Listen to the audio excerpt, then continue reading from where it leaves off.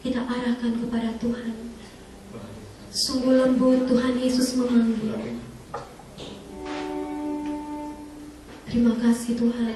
Berkati kami dengan firman-Mu, penuhi kami dengan firman-Mu Tuhan. Jadikan kami pribadi berkenan di hadapan Tuhan. Terima kasih Bapa.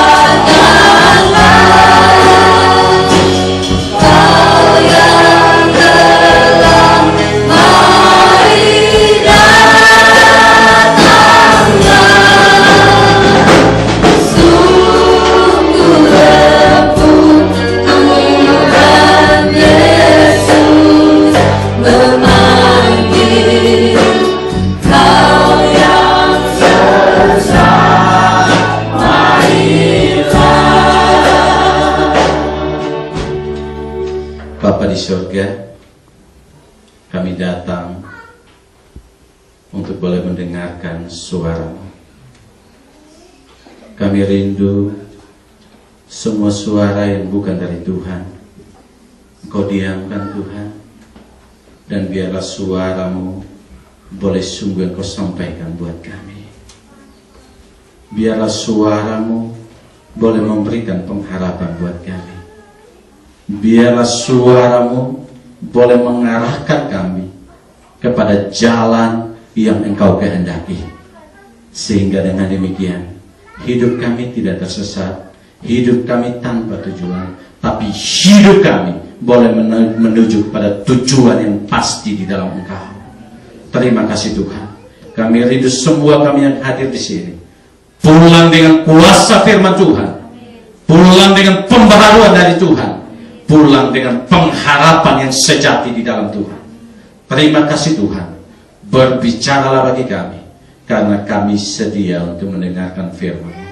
Dalam nama Tuhan Yesus kami berdoa. Amin. Silakan duduk kembali.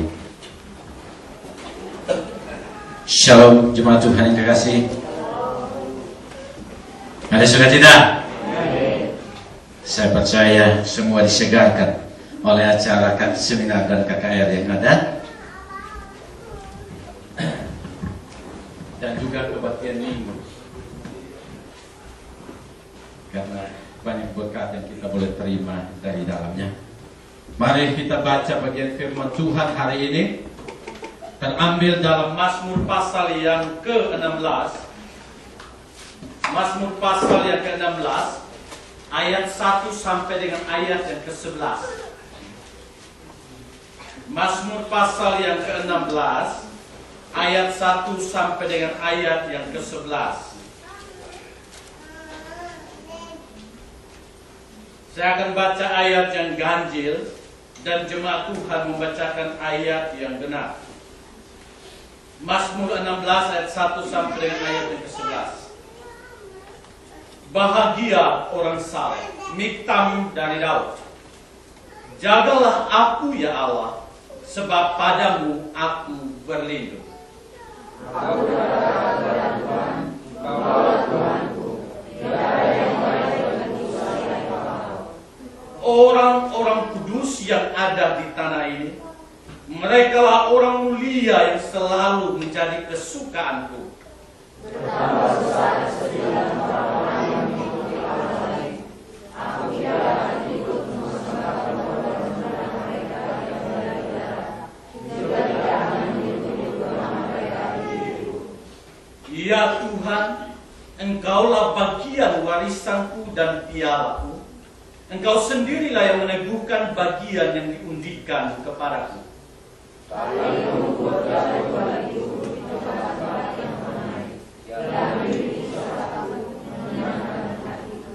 Aku memuji Tuhan yang telah memberi nasihat kepadaku. Ya, pada waktu malam hati nuraniku mengajari aku. Aku senantiasa memandang pada Tuhan. Dia beri sebab itu hatiku bersukacita dan jiwaku bersorak-sorak. Bahkan tubuhku akan diam dengan tentram. Sebab Kau tidak menyerahkan aku ke dunia orang mati, dan tidak menyerahkan aku Engkau memberitahukan kepadaku jalan kehidupan. Di hadapanmu ada sukacita berlimpah-limpah. Di tangan kananmu ada hikmat senantiasa. Jemaat Tuhan yang kekasih dalam Tuhan Yesus Kristus, saya membawa kita untuk melihat hari ini tentang tujuan hidup manusia. Tujuan hidup manusia ditulis dalam buku Katekismus Westminster. Dan buku ini adalah ulasan, ringkasan, pengajaran yang menjadi fondasi daripada gereja di barat dan di timur. Dikatakan bahwa tujuan hidup manusia adalah memuliakan Allah dan menikmati Allah. Saya ulangi kalimat ini.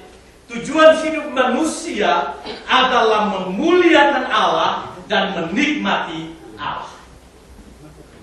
Ini tujuan. Dan tujuan ini tidak pernah bergeser. Dan tujuan ini adalah sesuatu yang tidak dapat ditawar-tawar dalam hidup ini. Sehingga apapun yang kita lakukan tidak boleh bergeser daripada tujuan ini.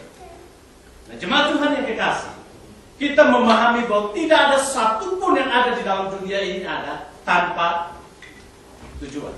Pasti semua punya tujuan. Saya berikan satu contoh.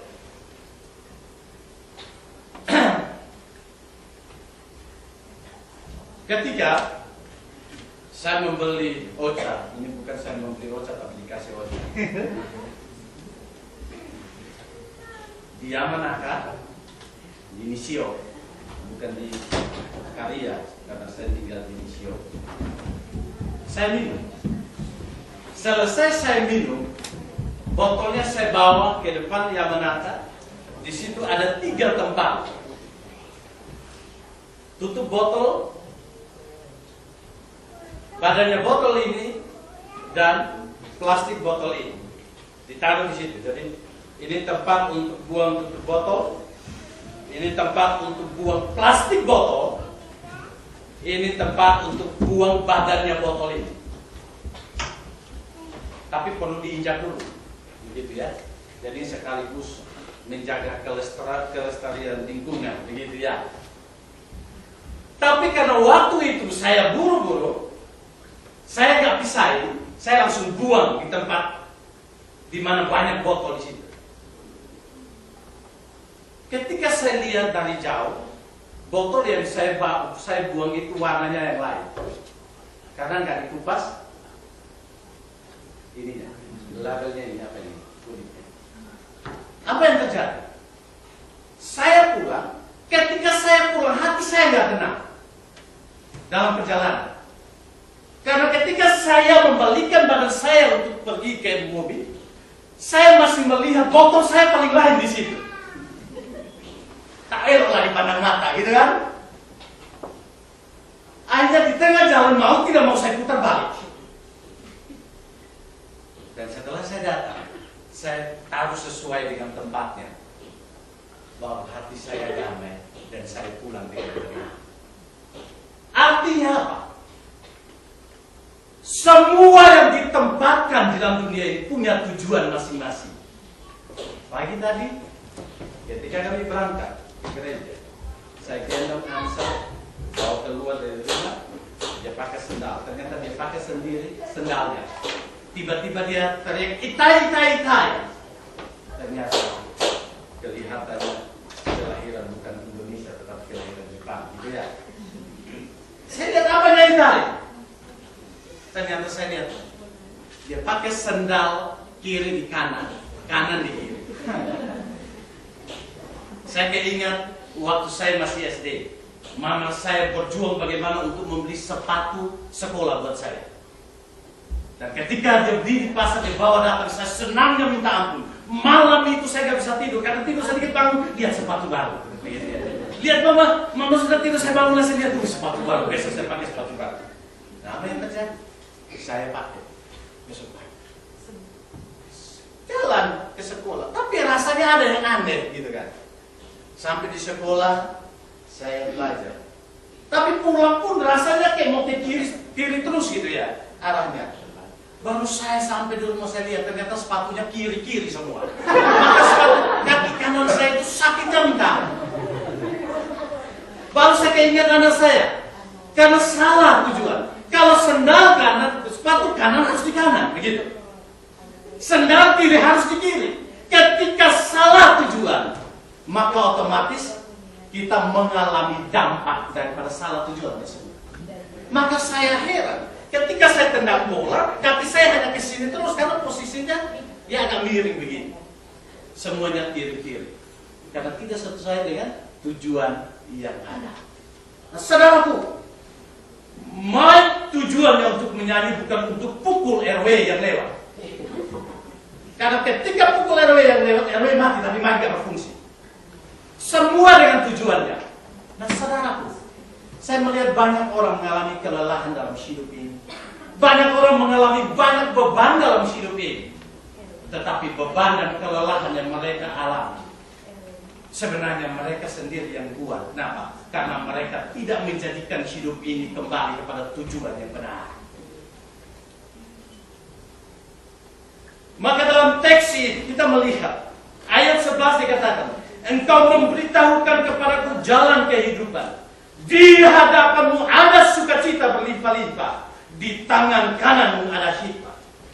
Seharusnya kita sebagai orang percaya, kita hidup dalam sukacita. Amin itu. Seharusnya kita sebagai orang percaya, kita hidup di dalam ketentraman. Karena di dalam bagian ini dikatakan, ayat 9, nanti kita baca sama-sama. Sebab itu hatiku bersukacita dan jiwaku bersorak-sorak, bahkan tubuhku akan apa? Diam dengan tentram. Maka seharusnya Tuhan menciptakan kita, bukan tujuannya kita mengalami kelelahan dalam dunia ini. Tuhan menciptakan kita bukan untuk tidak mengalami damai dalam dunia ini, tapi Tuhan menciptakan kita supaya kita mengalami sukacita dan damai di dalam hidup ini. Tapi masalahnya, kenapa hidup kita tidak ada damai? Kenapa hidup kita tidak ada sukacita? Oleh karena sebagian besar hidup kita tidak kembali kepada tujuan yang benar. Tujuan kita memuliakan Allah, tujuan kita menikmati Allah. Maka mari kita melihat ayat yang kedua. Mari kita baca sama-sama 1, 2, 3. Aku berkata kepada Tuhan, Engkau Tuhanku, Tidak ada yang baik bagiku selain Engkau. Mari kita baca lagi ayat yang ke-5. Ayat 5, 1, 2, 3. Ya Tuhan, Engkaulah bagian warisanku dan pialaku. Engkau sendirilah yang menentukan bagian yang diundikan kepadaku. Ayat ini mau menyatakan kepada kita, kenapa kita memuliakan Tuhan? Kenapa kita menikmati Tuhan? Karena di dalam Tuhan segala kebaikan itu dijamin. Karena di sini dikatakan, aku berkata kepada Tuhan, Engkaulah Tuhanku, tidak ada yang baik bagiku selain Engkau. Artinya Tuhan segala-galanya bagi kita. Tuhan adalah tujuan kita. Dan ayat yang kelima dikatakan, Tuhan warisan saya dan Tuhan piala saya. Itu kalimat yang diungkapkan oleh Daud. Maka jangan tidak heran, vokal grup G3IC berjuang setengah mati latihan sampai jauh-jauh yang 5 jam sampai kesasar tambah 1 jam jadi 6 jam karena macet apa itu Navi yang kami pakai ternyata iPhone gagal dalam mengantar kami karena ketika masuk terowongan di Tokyo ternyata putus jaringan beda jadi nggak sampai tujuan. Maka sampai sana hosa semua. Tahu bahasa Manado saya, ngos-ngosan semua. Udah ngos-ngosan terlambat lagi. Akhirnya konsentrasi terbelah. Maka juara dua kita ya. Juara 2 itu sudah anugerah itu. Nah, tujuannya kita memuliakan Tuhan, tetapi tujuan yang kedua merebut piala bergilir Eucharistan Cup. Ternyata nggak dapat juga. IC memang sudah dari sononya juara 2, juara 3 mulu. Semoga kalau bisa tahun depan kita putus Pak Kanamitsu, Pak Georgie, Pak suami daripada Ibu Ratna, dan juga mungkin orang Jepang yang mungkin bisa dapat juara, begitu ya. Piala dunia, piala AFC, piala apa itu? Liga Champion dan lain sebagainya. Kenapa mereka piala? Piala itu adalah sesuatu kesukaan, suatu kebanggaan. Dan kalau dapat itu suatu kebanggaan yang luar biasa. Alkitab bilang apa? Siapa yang mencari piala kita? Siapa yang mencari warisan kita? Hanya Tuhan. Hanya Tuhan. Tuhan tak bilang piala itu piala dunia harus direbut. Tapi Tuhan bilang piala satu-satunya adalah Tuhan bagi orang yang percaya kepadanya. Orang yang diciptakan oleh Tuhan, pialanya hanya Tuhan, dan warisannya hanya Tuhan. Dan yang sangat banyak baik dalam hidup orang percaya hanya satu, Tuhan. Maka tujuan hidup orang percaya adalah Tuhan, memuliakan Tuhan dan menikmati Tuhan. Nah, saudaraku, yang membuat kita tidak menikmati hidup ini oleh karena kita bergeser keluar daripada tujuan ini.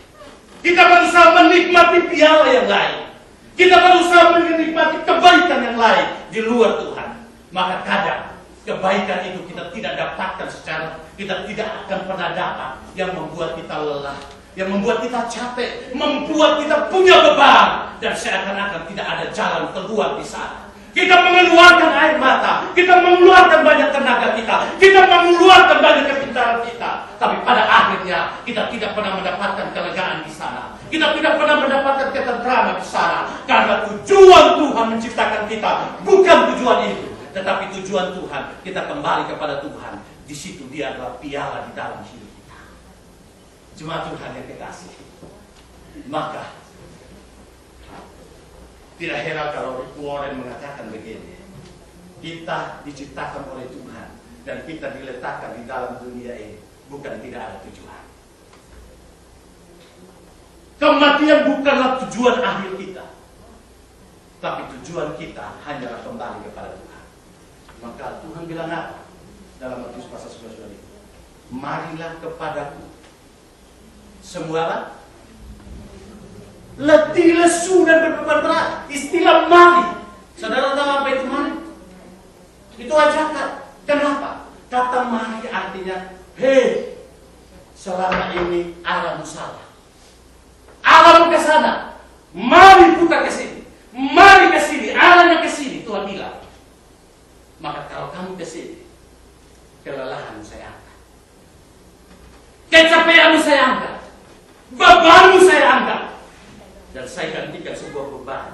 beban itu ringan dan enak. Maka saya mau katakan, hidup sesuai dengan tujuan yang diciptakan oleh Tuhan, saya harusnya mendatangkan sukacita dan damai dalam hidup ini. Tapi seringkali banyak orang mencari sukacita dan damai, tapi tidak kembali pada tujuan yang benar. Maka mereka capek sendiri, punya beban sendiri. Akhirnya apa?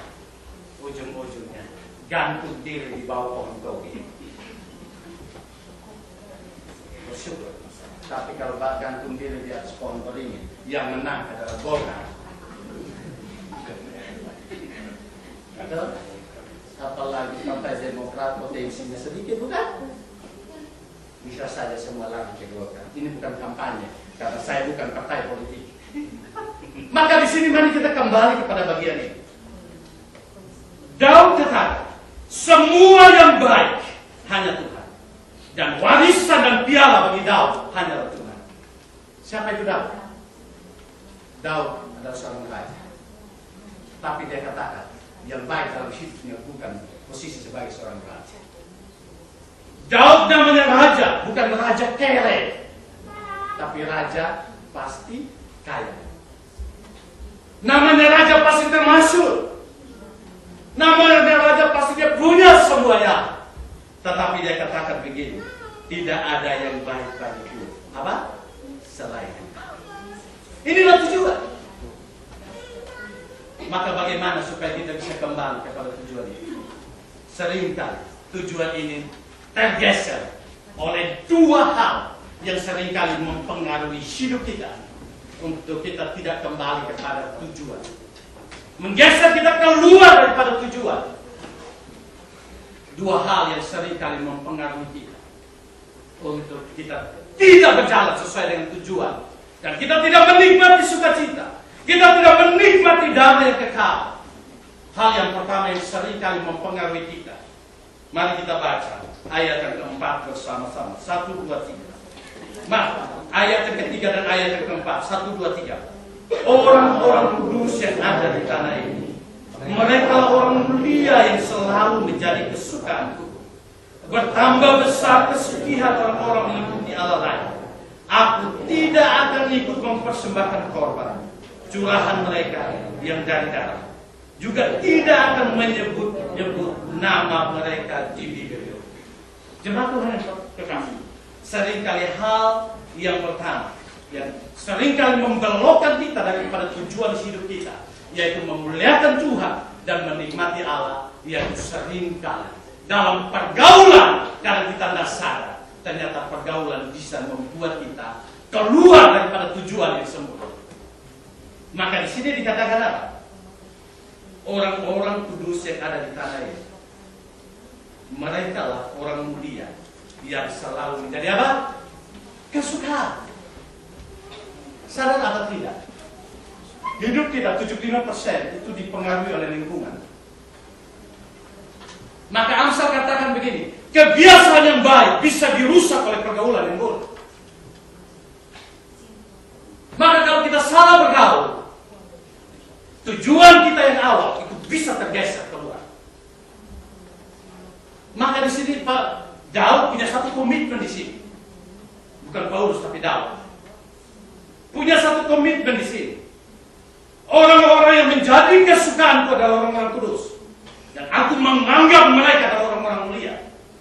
Selanjutnya yang keempat, aku tidak akan mengikuti Allah lain. Orang-orang yang mengikuti Allah lain, aku tidak ikut mereka. Aku hanya mau ikut orang kudus. Aku mau bergaul dengan orang kudus. Aku mau bergaul dengan orang-orang mulia. Kenapa? Karena dia tidak mau. Karena pergaulan menggeser dia keluar daripada tujuan memuliakan Allah.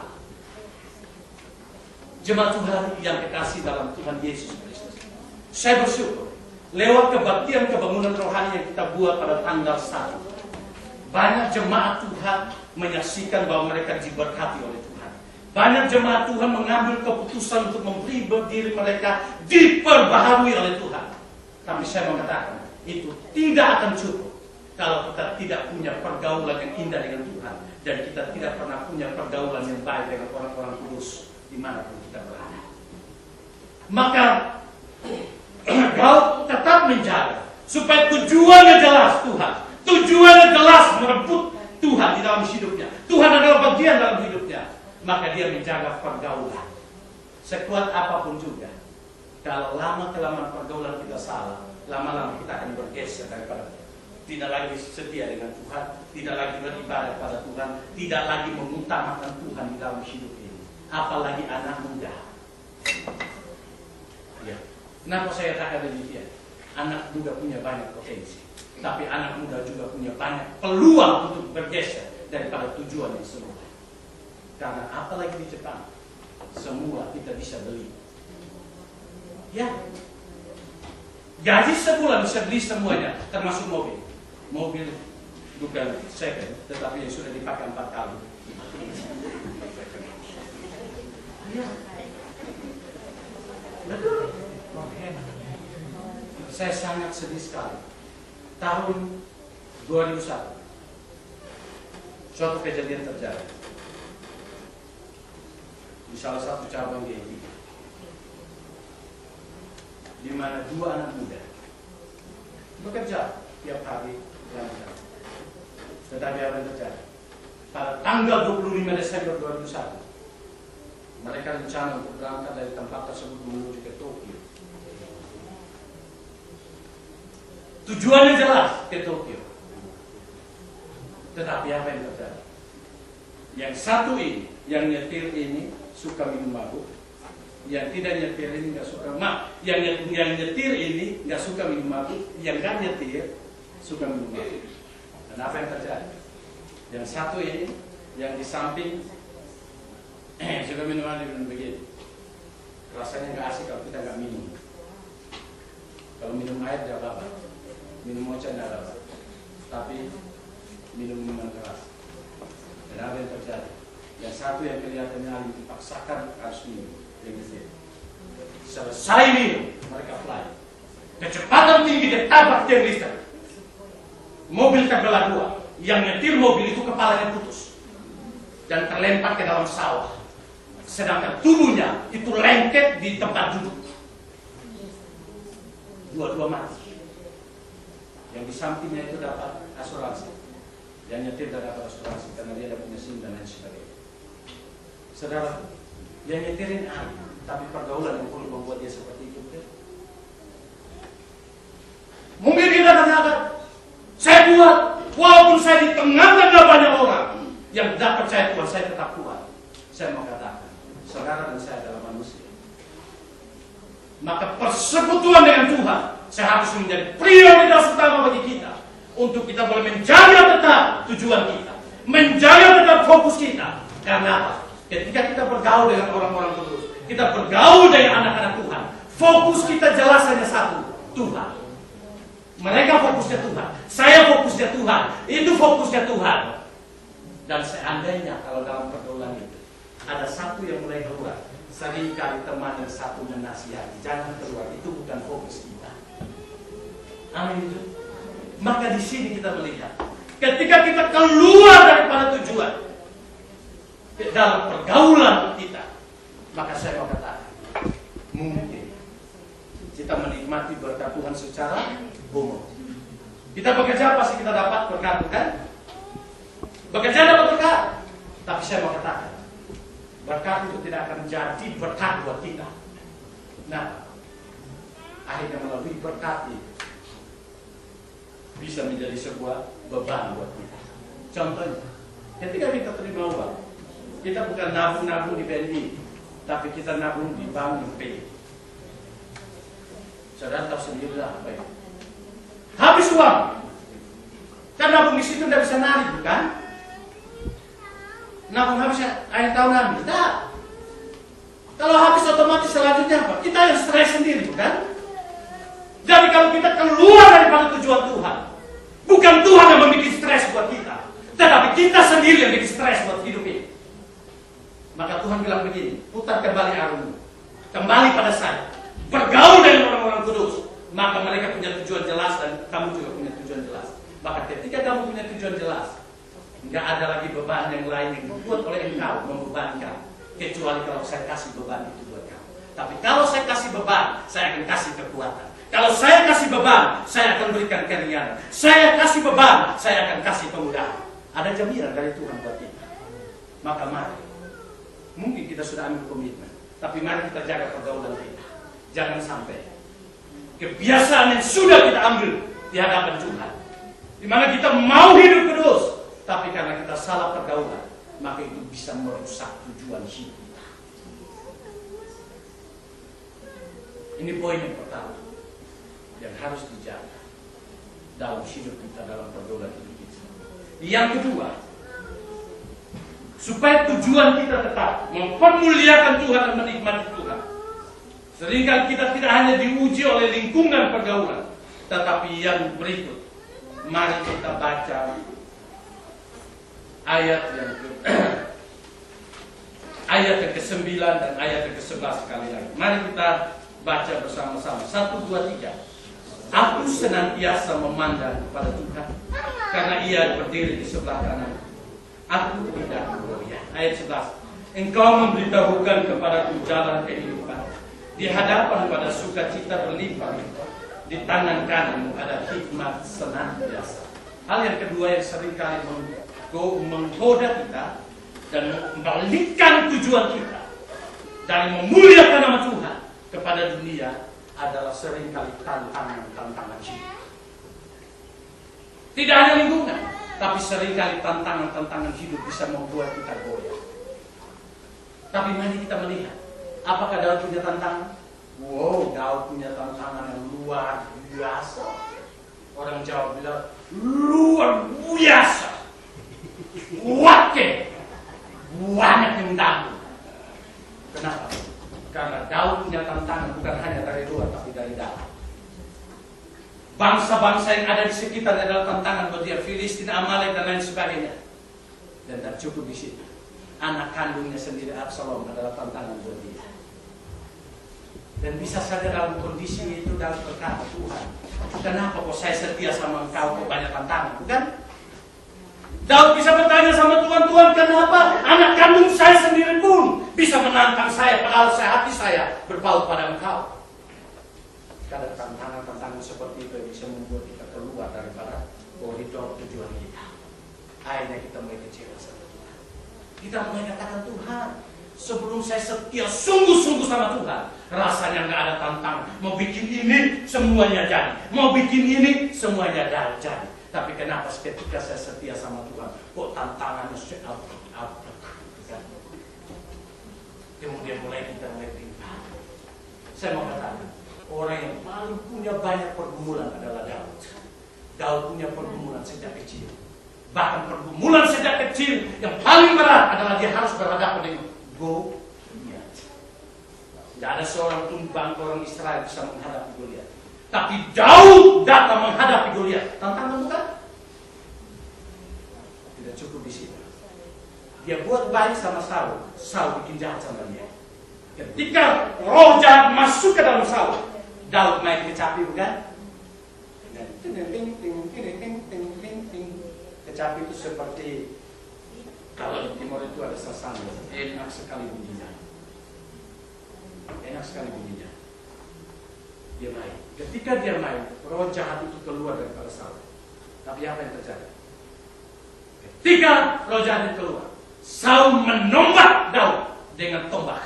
Dan kalau Daud tak minggir begini, pasti kena di batang leher. Orang timur dan batang leher. Jadi kena di tembok.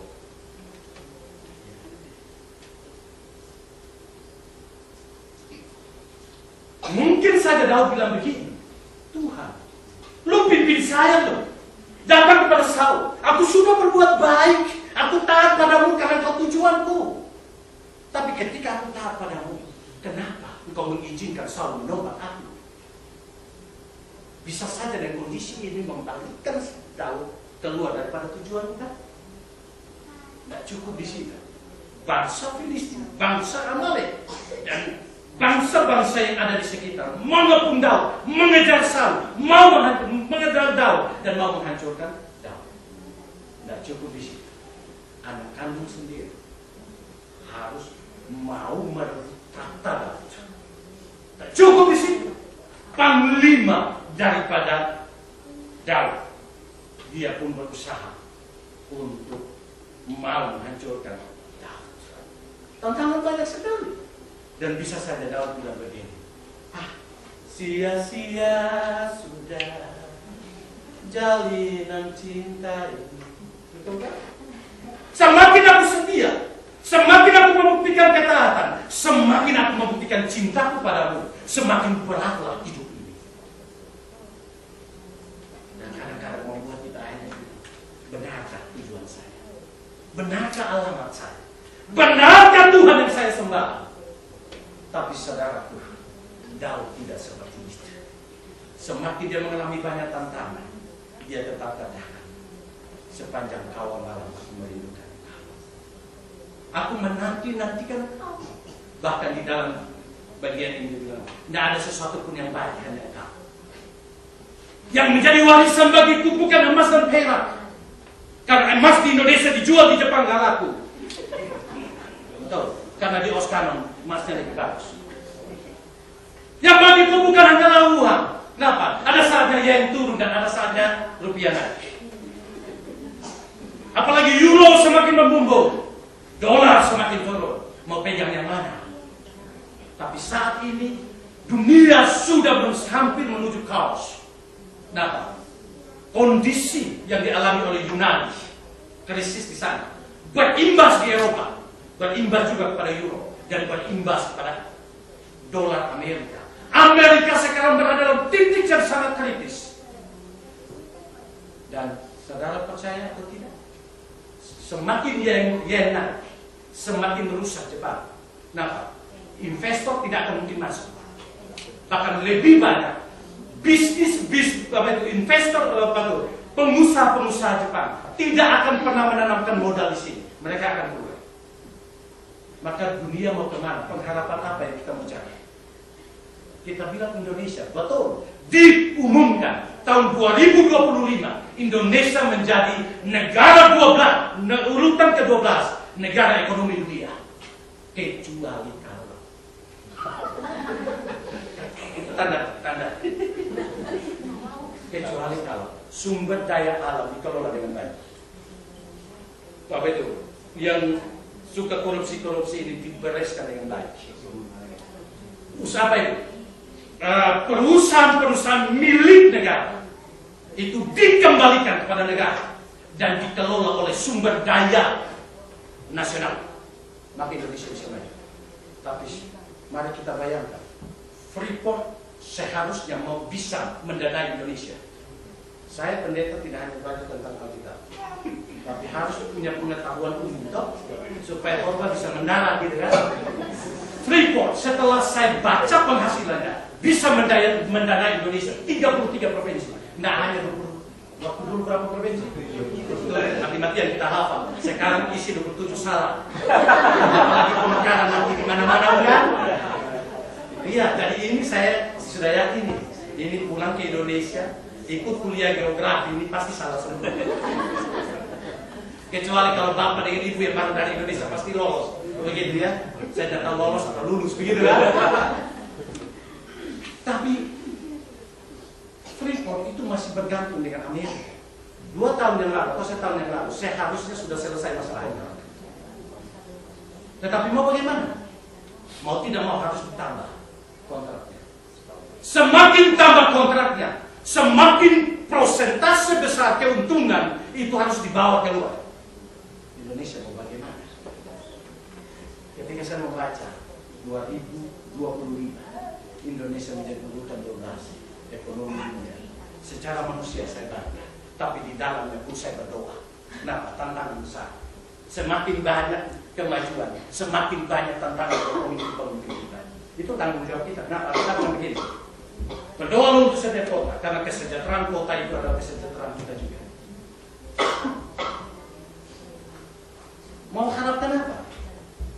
Maka Daud katakan begini, bukan uang menjadi piala saya, bukan uang menjadi warisan saya, bukan uang menjadi sebuah kebaikan buat saya. Bukan berarti kita nggak butuh uang. Di mana-mana makan siang harus bayar. Minimalnya 500 ton. Tetapi itu bukan tujuan kita. Itu bukan sandaran kita.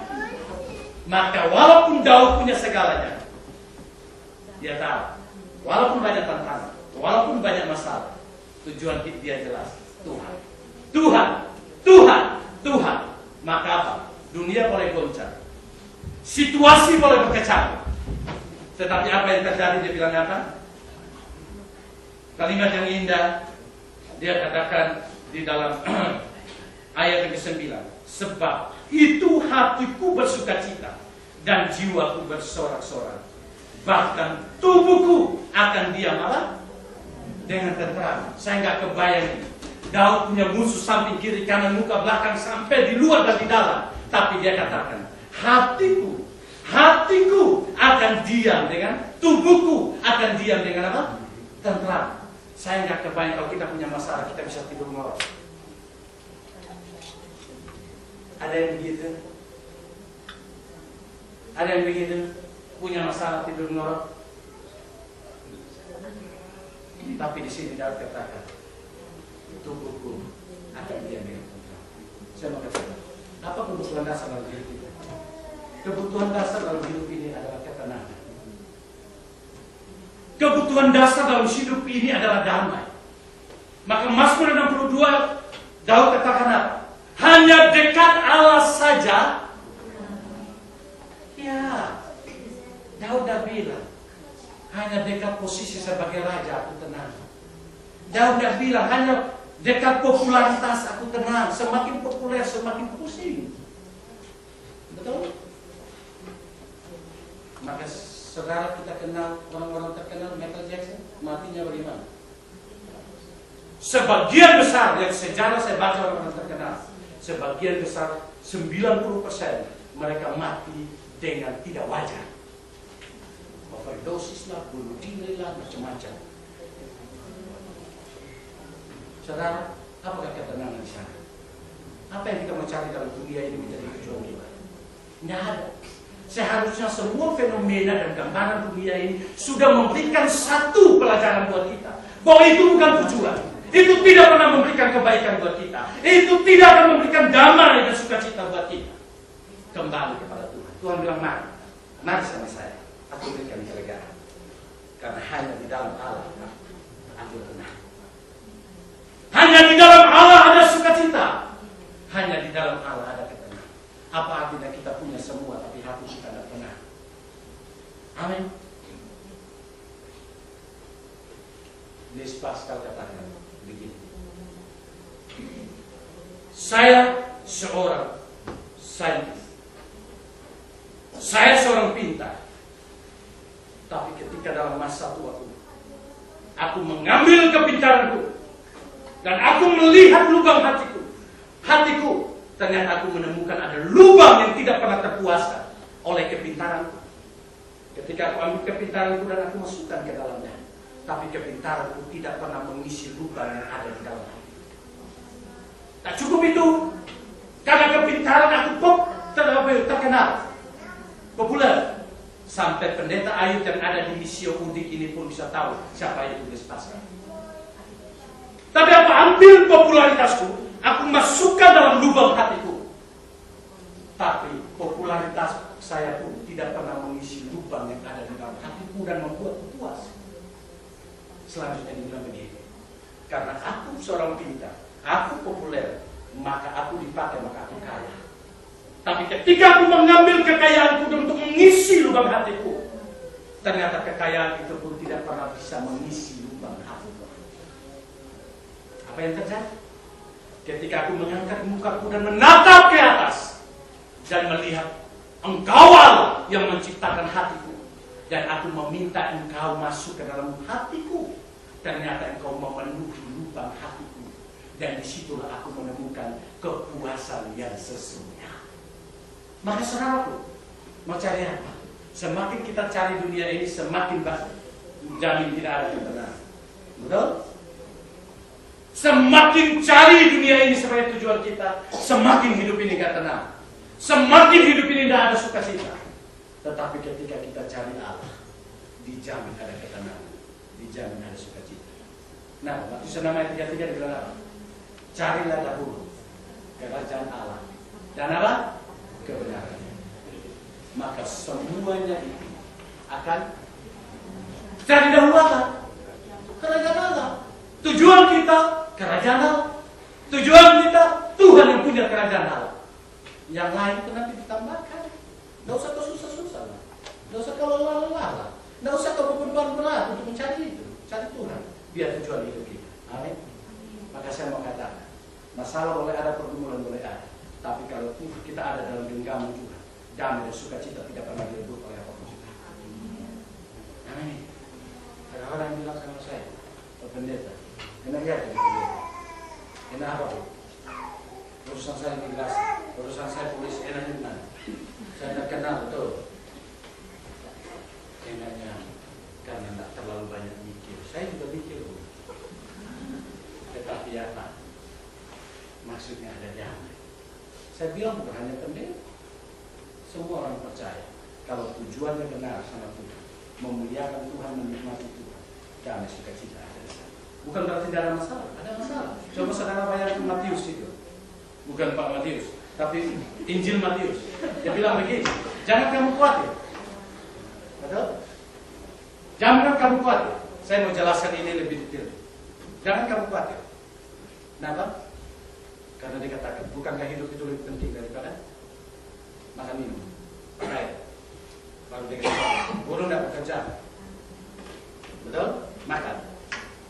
Bunga. Tidak bikin apa-apa. Tapi indahnya minta ampun. Betul? Salomo nggak ada bandingnya.